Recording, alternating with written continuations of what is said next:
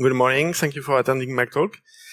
So, for many people, quantum computing is very theoretical. So, this talk, the goal of this talk is to go deeper into the practical perspectives of quantum computing. So, we'll talk about different topics, the basics, of course. Then we'll talk about the quantum computing simulators if you want to experiment by yourself.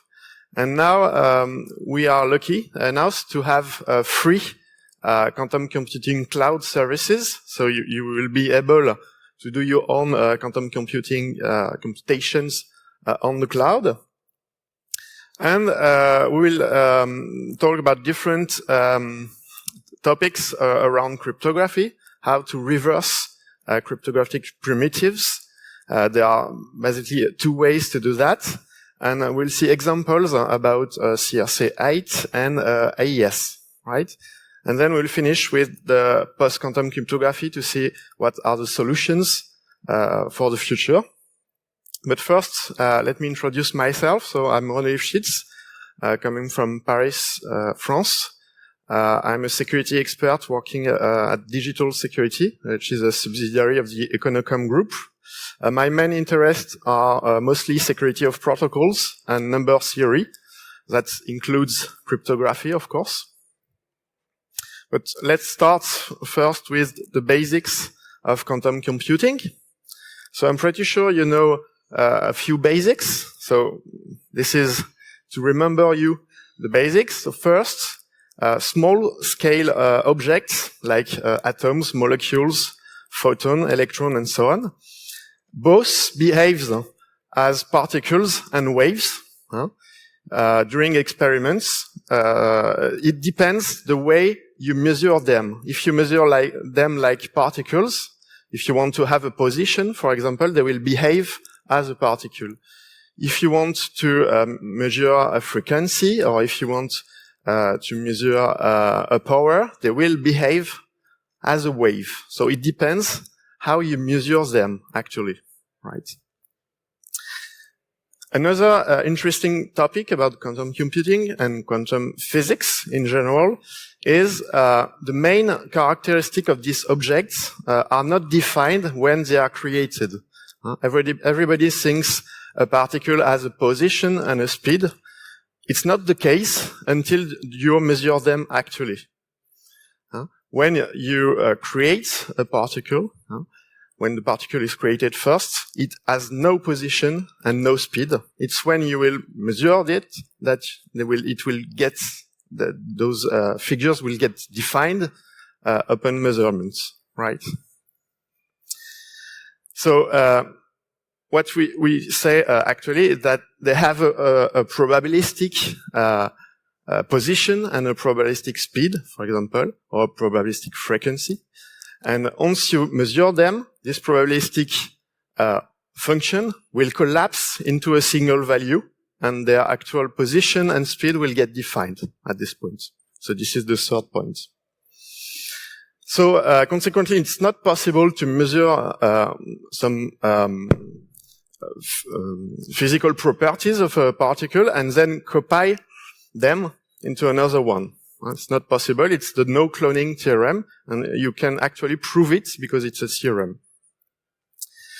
And strangely, you can take these properties into account and define a way to do powerful computations. Even if this seems constraints, you can use these constraints to do a lot of powerful computations. So how does it work? In traditional computing, you use bits as information.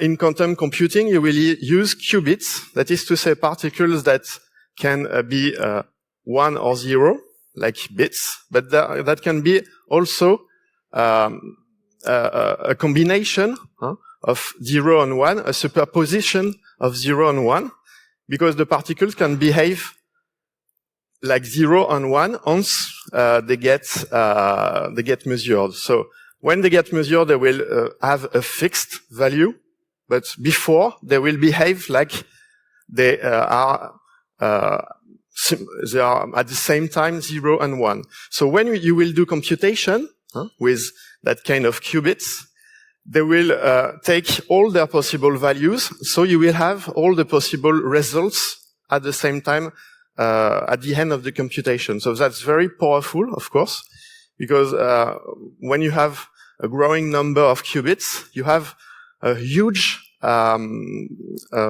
field of results that gets computed at the same time, virtually.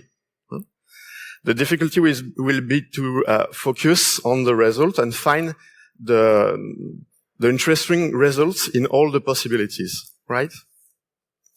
So in a mathematical point of view, a qubit is a vector of two values. For example, the qubit ket 0 is 1, 0, and the qubit 1 is 0, 1.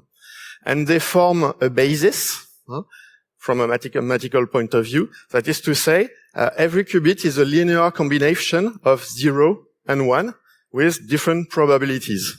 That can be 100% 0, 100% 1, or a combination of both. That is to say 50-50 or 20-80 and so on. There are ways to combine qubits to form what is called qubit registers using a tensor product. So that's very mathematical. So don't be afraid of that. It's not a major point. But the easiest way to visualize a qubit is to take a sphere, what is called a block sphere, and say the 0 qubit is like an arrow in a unit sphere that points to the top, and the 1 qubit is an arrow that points to the bottom of the sphere. That is to say, they are opposites on a sphere. And on a sphere, you can rotate the vector on basically every axis. That is to say, you can rotate the vector over the x-axis, over the y-axis, or over the z-axis. And quantum computing is actually exactly this, only rotations around the 3 axes. So once you visualize this, you are able to do any kind of quantum computation just by rotating the vector around the 3 axes, right? What's interesting in quantum computing is that for thermodynamic reason, a quantum gate, what is a quantum gate? It's like a gate in traditional computing, that is to say a AND gate or OR gate or XOR gate in traditional computing. You can have exactly the same thing with quantum gates, but they are a bit different because quantum gates must be reversible. Why? Because when you compute in a given environment, your environment is very fragile. You cannot have any kind of modification from the external environment. So your environment should be completely closed, completely isolated from the outside. So you cannot have any kind of energy going in or going out your environment. So for thermodynamic reason, you cannot have any energy that is consumed or that is fueled outside. So that way, your system does not consume any kind of power during computation. So the computation is completely reversible. So for example, in traditional computing, you have the AND gate. The AND gate, you have two inputs and one output. But of course, this is not reversible because from the output, you cannot guess the previous two inputs. In quantum computing, you will be able to do that because basically every single quantum gate is reversible because of thermodynamic reason. You cannot have any kind of energy coming in or out from your environment, so it's completely reversible. So every gate that is reversible will be a quantum gate, basically. Okay? So let's see a few examples. It will be more easy for you to understand. The easiest quantum gate is the X gate, that is to say, a gate rotating the qubit around the X axis. And we have seen, if you rotate the 0 vector around the X axis, you get the 1 vector, the 1 qubit vector. If you rotate it in the opposite way. So this will be a rotation around the X-axis, and the gate who does the rotation is the poly-X gate. That is to say, it's similar to the NOT gate in traditional computing. You get the opposite qubit. When you input 0, you get 1. When you input 1, you get 0. It's completely similar to the NOT gate. And it has a matrix, you see, that is the normal matrix rotated at 90 degrees, sorry. And if you apply 2 times the poly-X gate, of course, you come at the initial point, so it gets cancelled, and you have the identity gate, which does nothing. Right. Another interesting gate is the Hadamard gate. The Hadamard gate actually transforms any fixed qubit, for example, the ket0 or ket1 qubit, into a superposition, an equal superposition of 0 and 1. So this gate will be fundamental and will be very important because it's basically the gate you will find at every input circuit when you are doing a quantum computing circuits, because this gate will enable you to do parallel computation over all the possible input values of your circuits, right? So it transforms a fixed qubit like 0 and 1 to a superposition of 0 and 1 with exactly the same probability. So you get half of the time 0, half of the time 1. And you can use it to initialize your inputs to do parallel computation on a set of qubits. Another useful quantum gate, because we have seen quantum gates with only 1 input and 1 output. So this time the C0 gate will be very useful because it's the simplest gate with 2 inputs and 2 outputs. And basically it's a if-not gate, okay? That is to say it has 2 inputs, the control gates and the control qubits and the target qubit. And it basically tests if the control qubit is true. And if the control qubit is true, it will negate the target qubit, right? So basically it makes if the input is true, then negates the target qubits. And if the input is false, do nothing, right?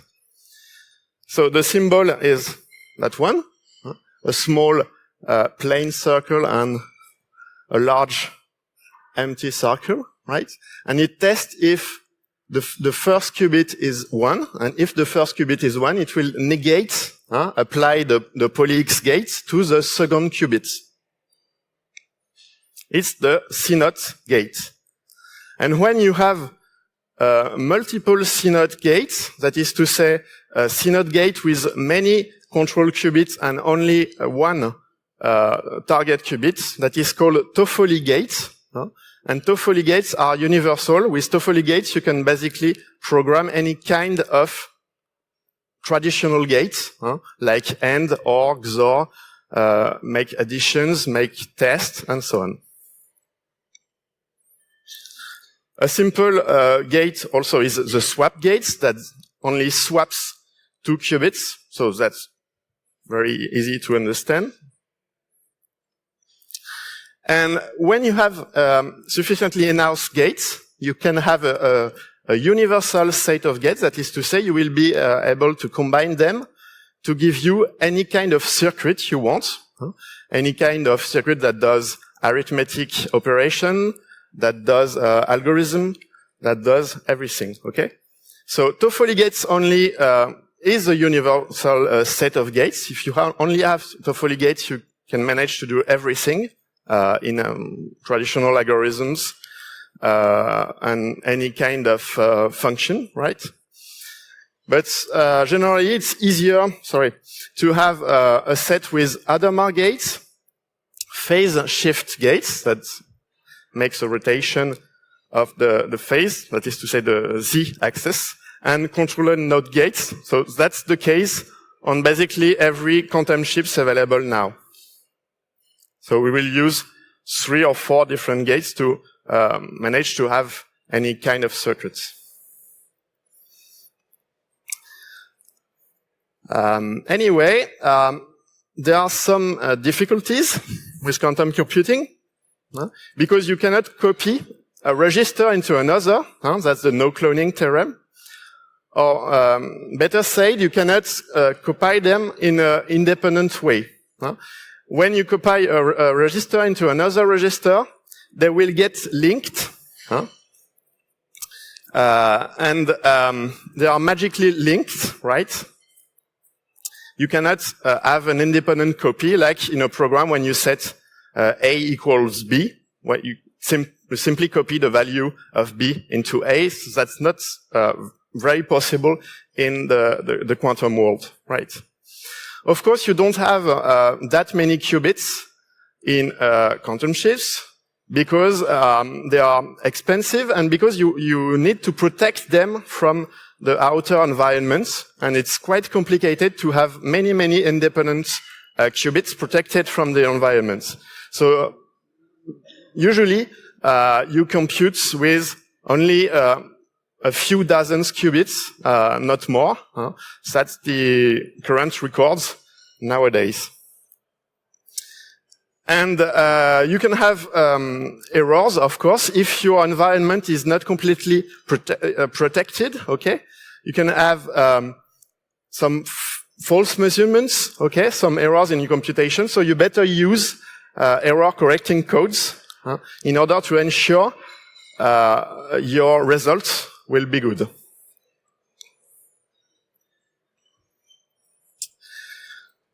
How many qubits do you need for serious purposes? It's estimated by the biggest, like IBM or Google, that you need 50 qubits only to have a sufficiently powerful computer, that is to say, a quantum chip that is able to be more powerful than the computers we have, the traditional desktop computers we have. Only 50 qubits will be enough, because you will be able to do many kind of computation and many kind of results explored at the same time. That's basically 2 to the 50 power. That's 10 to the 10 to the 15 or 16 possibilities at the same time, only if you have 50 qubits. That limit is called the quantum supremacy, because when you will reach this limit, we will definitely prove that the quantum chip is more powerful than the traditional chip, right? And of course, you need quantum gates and qubits with a good fidelity, that is to say, a few errors when you measure them. Currently, the error rate is about 1%, so you have 1% chance that you have an error during a gate or during a measure. That's pretty good, but not enough for serious computation, because when you have multiple gates that are chained, and if you have only 1% error rate, when you chain more than 40 or 50 gates, you will have 50% chance that you have an error in your computation. So for serious algorithm, you will have an error rate that is quite important. So 1% error rate is not enough really to do serious things. The most important thing to remember is the number of qubits is not the most important factor, right? The most important criterion. The most important criterion, in my opinion, is the qubit fidelity. That is to say, if we have a good fidelity rate, we will be able to have a deep circuits, that is to say, interesting algorithm to run on. It's not a matter of number of qubits, actually. So let's have a look at the different quantum computing simulators you can find. All of them are free, so you just have to create an account and you can play with them. So the first one is Quantum Inspire. Quantum Inspire is quite a simple one, okay? You can either drop your gates on a partition, like this, and experiment, or enter the gates in an assembly listing, an assembly source code, where you apply successively the gates, like the AND gate, the CNOT gate, the poly-X gate, like an assembly program. So either as a source or as a circuit, as a graphical circuit. Another one is Quirk, from the algasr.com website. Quirk is one of the most advanced because you can find all the arithmetic operations like the addition, the multiplication, the division, even the exponentiation. So you have high levels primitives in arithmetic, so you can do a lot of things. And the author has been employed by Google because of the success of his tool. Quite interesting tool. Then the author is working at Google now. And if you want to play on the go, in the subway, on the train, and so on, you can have a small simulator on your Android phone. That is to say a quantum circuit simulator, which is called QCS. You can design and simulate any kind of simple circuit with a smartphone, and have the different probabilities, the different measurements you see here. So, for example, let me show you, with Quirk. Yeah, Quirk here, right. You see here, right. So this is Quirk. You have the input qubit here, so 2 input qubits. Let's apply an Hadamard gate to the first qubit. So, as I remember, the Hadamard gates will make the first qubit a superposition of ket 0 and ket 1. So equal probabilities of 0 and 1 for the measurements, right? And if we apply a CNOT gate after the Hadamard gate, right? Remember, the CNOT gate is when the first qubit is true, then negates the second qubit, right? What happens? So if you simulate with your brain the circuits, so the Hadamard, you will have half a probability to get 0 and 1. So let's assume it's 0. If you have 0 here, the CNOT gate will do nothing, okay, because the first qubit is false. So you will have 0 and 0. Let's assume the Hadamard gate gives you 1. Then the CNOT gate will negate the second qubit. So you will have 1 and 1. Okay, so either 0 and 0, either 1 and 1. Okay? And this is exactly what is said here. You have 50% chance that you have 0, 0. 0% chance that you have 0 and 1. 0% chance you have 1 and 0. And 50% chance you have 1 and 1. So you can see here, both qubits will have the same value, even if we don't know the value in advance. Okay? Now, let's negate one of the qubits with a poly-X gate, right, at the end. And you see now you will have 0, 1 or 1, 0, half the time. Okay? And that's interesting because that was a big problem for Einstein.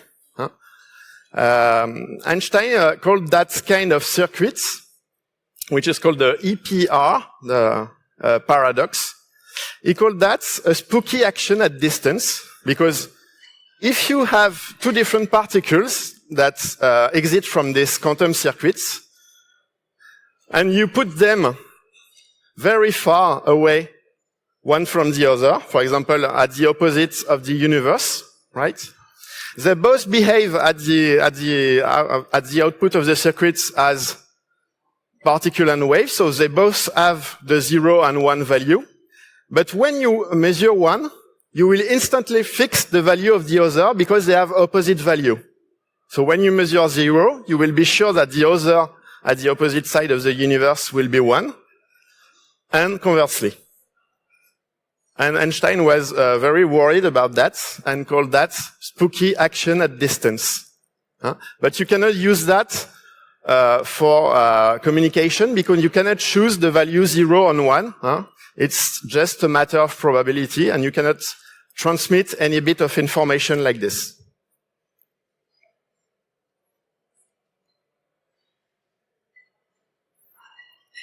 Right? If you want to experiment with more simulators, you have a very exhaustive list on Quantiky Wiki. So you can have a look at that one. But that's more funny to experiment on real quantum computing hardware. And now we are lucky enough to have nearly 5 quantum computing public services. All of them are free. You just have to subscribe. But you can use them completely freely. One of the first I demonstrated 4 years ago was the Bristol University Quantum in the Cloud, which is a photonic quantum circuit with only 2 or 3 qubits. So that's quite limited, but that's one of the first, and that was interesting to trace, to test, and to experiment with. Now we have much better one. The Chinese have launched a service around the brand Alibaba that gives you up to 11 qubits. IBM, which is one of the well-known players in the area, gives you up to 14 qubits for free. And if you are a paid customer, you can have 20 qubits. Rigetti, which is a competitor, gives you up to 19 qubits. And even more than 100 qubits if you're a paid customer. And the last one is D-Wave. So you probably know D-Wave, but D-Waves is a bit different, because D-Waves is another quantum architecture. You cannot implement directly quantum gates, but you will be able to create a circuit that will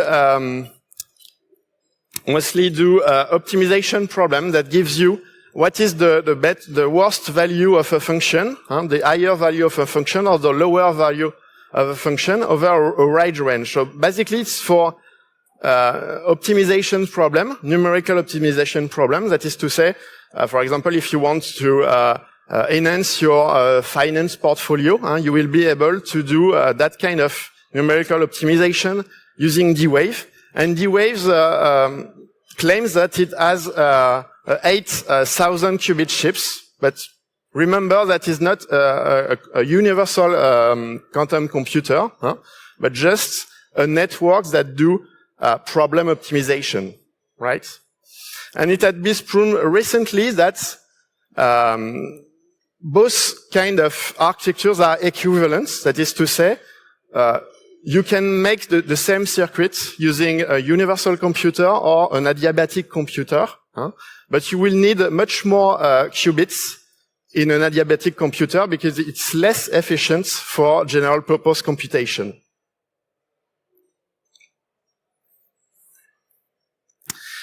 Now let's talk about cryptography, because it's a very interesting area for quantum computing. We hear a lot of things in the media about breaking cryptography with quantum computing. So what's the actual situation?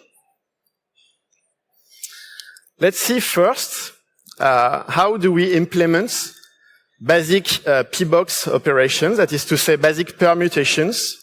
P-box is a permutation, is a basic brick for many symmetric algorithms, right? So how do you model permutations using a quantum computer, sorry?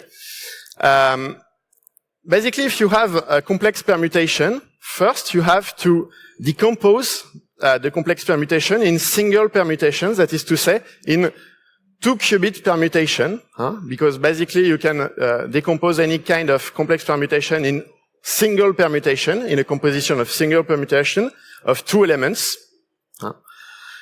Then it's easy when you have permutation with only 2 elements that to apply them swap gates. Swap gates is just a permutation of 2 elements at the same time. So you replace all the permutation of 2 elements with swap gates. But a swap gate is not a gate that exists for real in a quantum architecture. So you have to choose gates that are implemented in hardware for real on quantum architectures. And one of the most basic gates that will help us is the CNOT gate, remember? And basically you can replace any swap gates here with 3 CNOT gates that are opposites, like this. With only 3 CNOT gates, you get a swap gate. So you can implement basically any kind of complex permutation with only CNOT gates quite easily. And you can even simplify the whole circuit at the end, because if you have opposite CNOT gates, they get cancelled at the end, so you have a much more simpler circuit. Right? So it's quite easy to model any kind of permutation. And it's kind of magic, because every single gate, remember, can be reversed because of thermodynamic reason, right? So if you want to do the inverse permutation, you just have to execute the circuit from the end to the beginning, and you will have the inverse permutation very easily. So there is no need to think about the circuit and do the same for the reverse circuit. You just have to execute the circuit the opposite way, and you get the opposite permutation. So that's very, very simple with quantum computing, because basically you have only reversible computation, right? So that's the first way to reverse a cryptographic primitive. You implement the direct function, the direct operation, and you just read the gates in the reverse order to apply the reverse function on a given result. But unfortunately, not every function is reversible, right? So it's not that easy all time. And sometimes you want to reverse complex functions that are not completely reversible. And the other solution will be to use an oracle. An oracle is a black box saying yes or no, depending on if the result is interesting for you, to select good values among a lot of different values, find the values you are interested in. So that's basically the 2 different approaches to reverse any kind of cryptographic primitive. The easiest oracle that exists is the Grover oracle. The Grover oracle, you just have to implement the normal function, and then to implement a black box saying yes or no. Is it interesting for me? Is this value the good value among the other? If you combine your function with the Grover oracle, you will be able to find the right value very efficiently. For example, if you have 10 business cards in your pocket, how many search you have to do in average to find the correct one? Tell me. 5, yeah. That's half the number of business cards you have in your pocket, because you have basically 50% chance to find the right business card when you have reached half of your business cards. So the complexity to find one business card among 10 business cards is five operation on average. That is to say it's n complexity, because it will depend on the number of business cards you have. But basically, you have the same amount of operation than the amount of business cards you have in your pockets. So that's not very efficient. Grover Oracle does a lot better, because Grover Oracle will do the same among unsorted business cards with only the square root of the number of business cards you have. So if you implement an oracle saying if the name of the business card is Lifchitz, for example, if you have my business card in your pocket, you will find it in only the square root of 10 searches. That is to say, basically 3 searches, and not 5.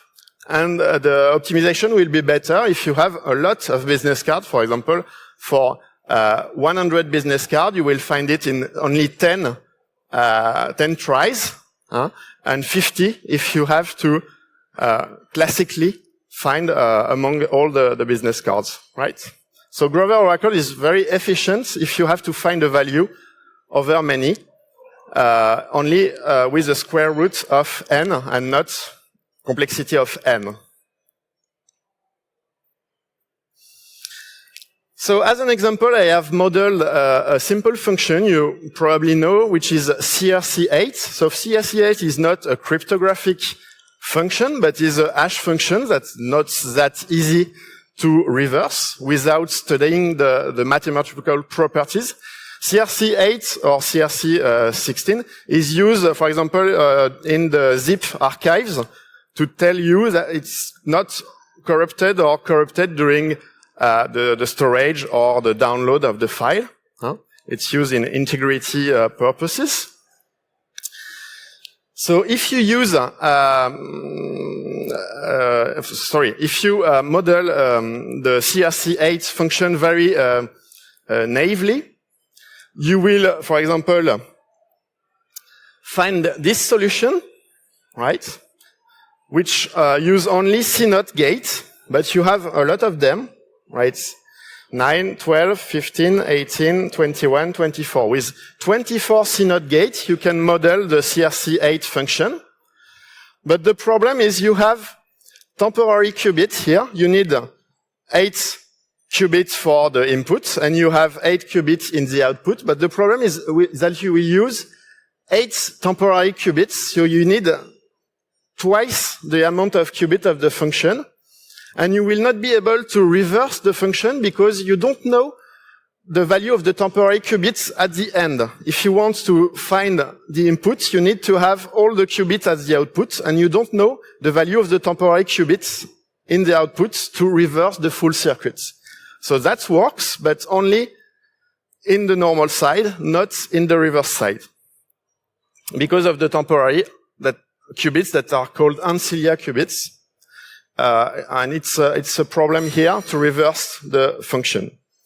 So in order to have something better, I've used the Rev-Kit framework. Rev-Kit framework is a useful framework to do reversible computation. And with this framework, you are able to input truth table with input and output.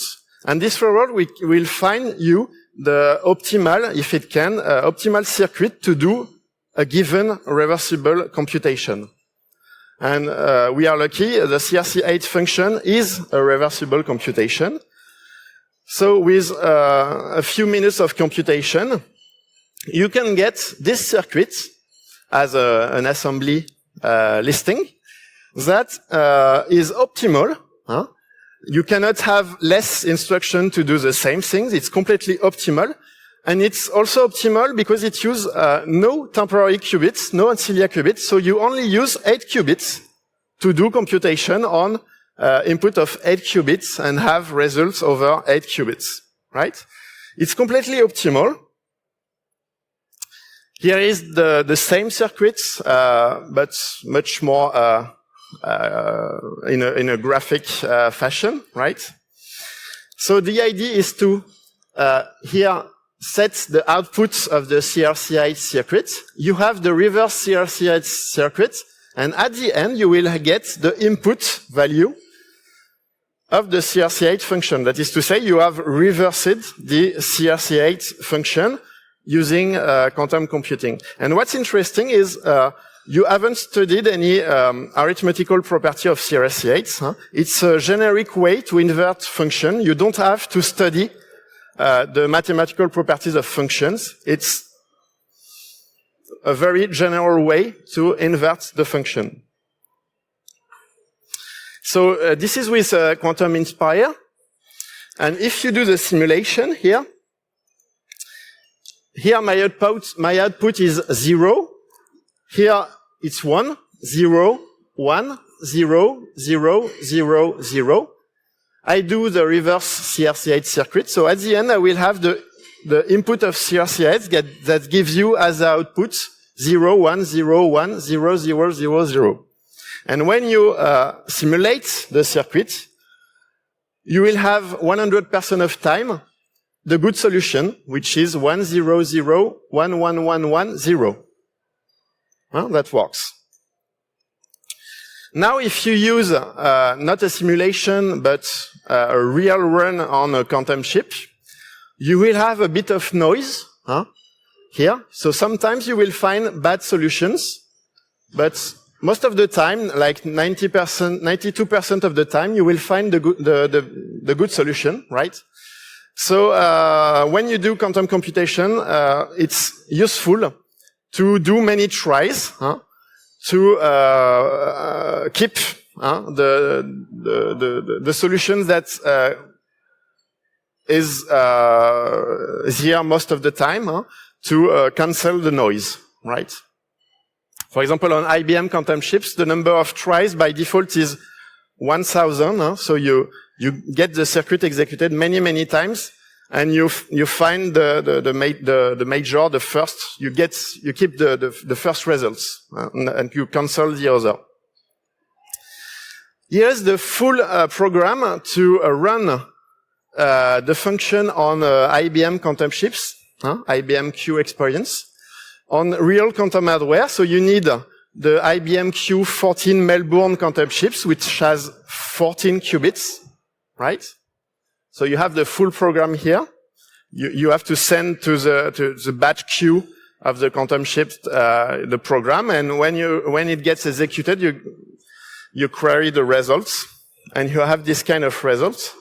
So you have the different tries with the number of counts, and you see the good results among the first top results.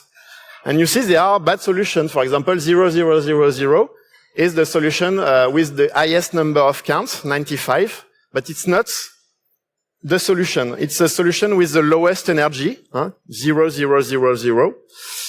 So it's the first one, but it's not the good one, okay? So you have a few mistakes, a few errors, because of the decoherence of the quantum computation. Right? What's interesting is when you put this kind of circuit in a simulator here, so this is the reverse CRC-8 circuit, you can set as the output a superposition of outputs and find what are the inputs for that superposition. For example, here, it's 0 and 1 at the same time on the first qubits.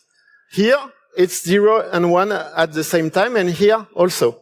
So basically, you have set 8 different values at the output, and you ask for the different possible inputs, right? And you see here something that is very interesting here. So it's 50-50, 50-50, so it's not interesting, but here you will see that this qubit is always 0. So you will have the reverse computation of 8 different circuits at the same time, and see this qubit will be 0 all the time, this qubit will be 0 all the time, right? So you can find interesting properties of function like this.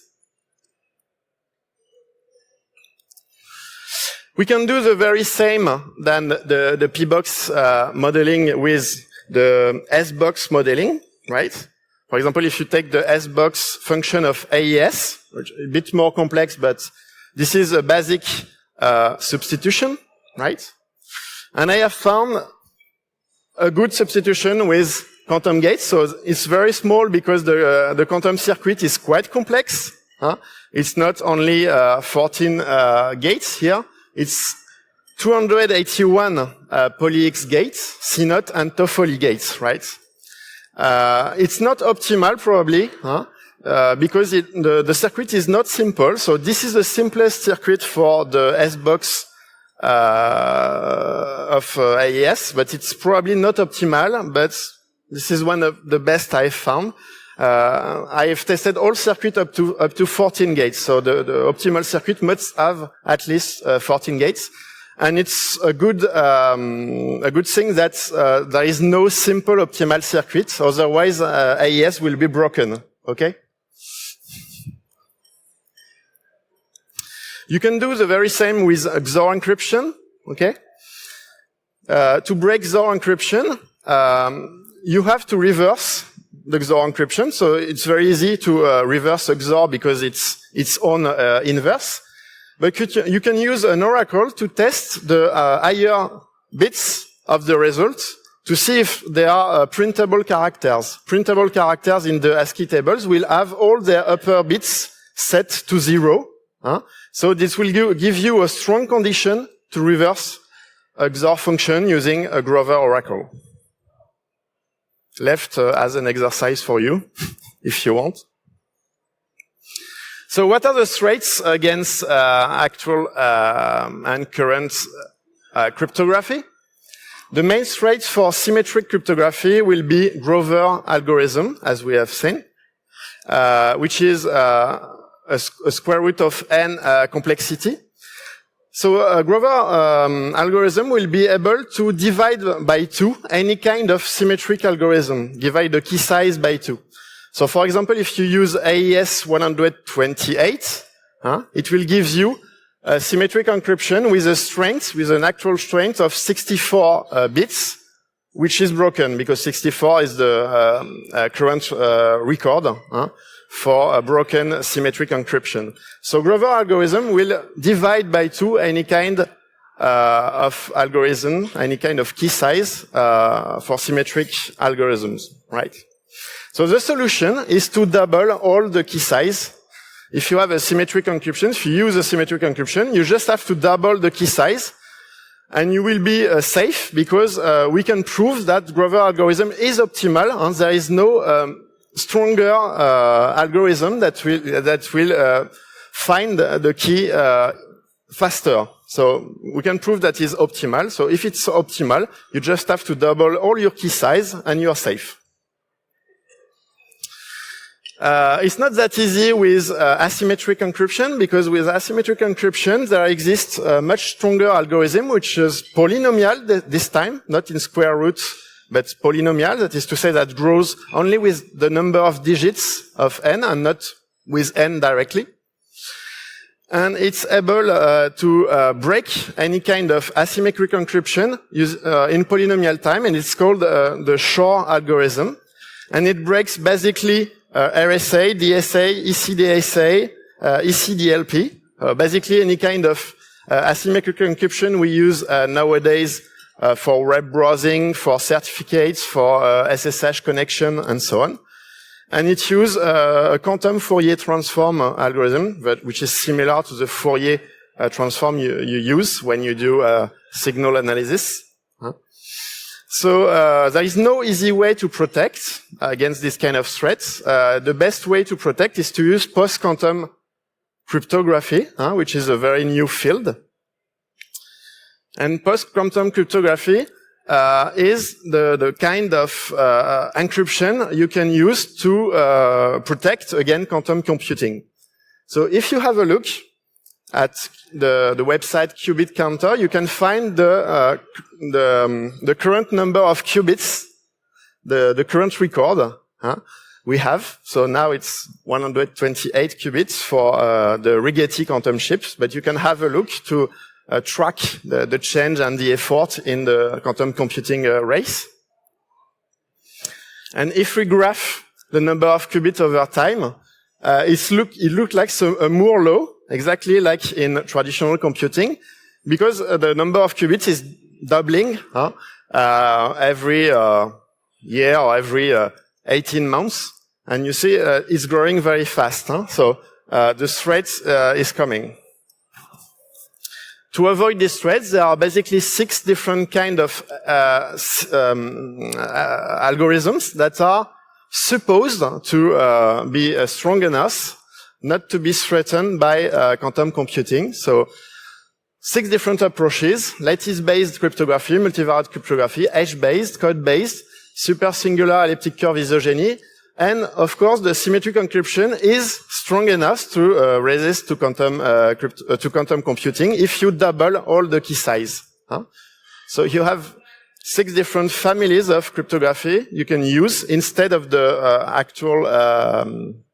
current asymmetric encryption. And you have a conference that is called PQ Crypto if you are interested in these topics. And it's the 10th edition this year, and I think it will be in China. And you can follow their Twitter feed to be informed. They don't have a fixed website, but it's a very very strong area of research at the current time, right?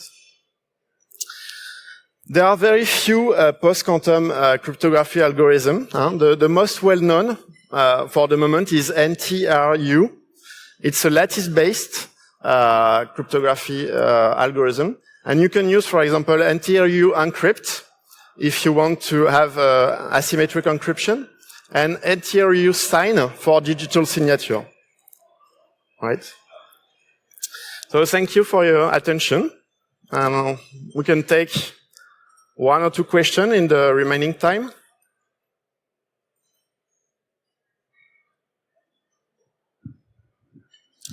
Any question?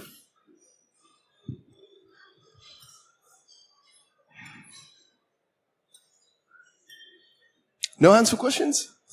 Everything was so clear. Hello, I have a question. As we all know that CRC-8 is a kind of hash functions. So what do you mean by using quantum computer to break Can you speak a little bit louder? Okay, sorry, yeah. I mean that the CRC-8 is a kind of hash functions. So what do you mean by breaking the CRC-8 using quantum computers? Yeah. For CRC-8, breaking is basically reversing, finding an input on a given output. The input can be very long, not just 1 byte, right? I'm sorry, I don't hear you. Can you speak louder? It's noisy in the background. Okay. Yeah. I mean, you have a very long input, right. And I can use the CRC-8 to get a 1 byte result. Here is the basic CRC-8 function, that is to say that takes 1 byte as an input and gives you 1 byte at the output. So that's the simplest one, but CRC-8 can be extended to take much larger inputs, yeah. But here the demo is only with 1 single byte because of the current capacity of quantum chips. Okay, I see. It's just a demo that works for the actual quantum chips, but we don't have enough power now to have much larger inputs. Okay. Only you can simulate it, but you cannot run it on actual hardware. Another question about the D-Wave. We know the D-Wave is quite different from the security implementation of quantum computers. So what does the number of qubit in the D-Wave meaning? Is it like the qubit numbers in the security implementations? Sorry, I think I haven't heard the whole question. Yeah, we say that if it's a security implementation of quantum computers, there is a number of qubit. We use this number to to show how strong this computer is. But in D-Wave, it's quite different from the security implementations. And it said that it have 1,000 quantum qubits. So so can we use this number to compare with the security implementation of the security? I'm not sure I've heard you. It's very noisy in the background, so I suggest we talk outside and it will be much easier. No. Okay, sorry. I will discuss with you after that. It's lunchtime, so it's noisy in the background.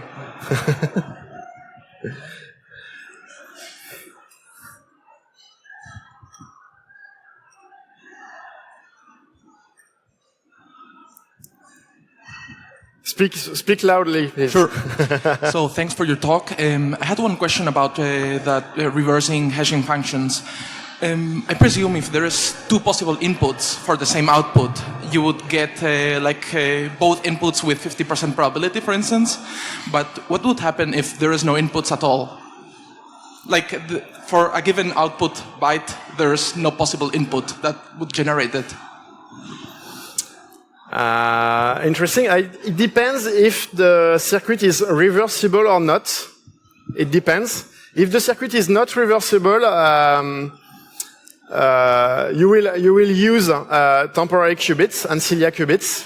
So you will have solutions, but with impossible temporary variables.